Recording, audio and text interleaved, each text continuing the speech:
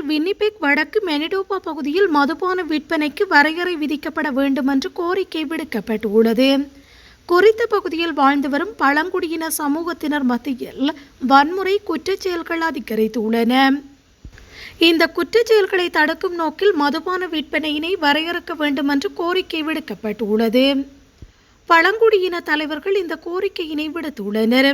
கடந்த வாரம் பழங்குடியின சமூகம் வாழும் நகரம் ஒன்றில் அதிக எண்ணிக்கையிலான கத்திக்குத்து சம்பவங்கள் பதிவாகியிருந்தன.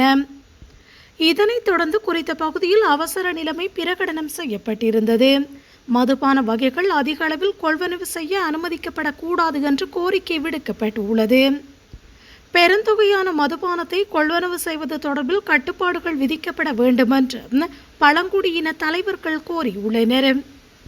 கடந்த 2021ஆம் ஆண்டு முதல் வன்முறை சம்பவங்களின் எண்ணிக்கை 40% அதிகரித்துள்ளதாக தெரிவிக்கப்படுகிறது.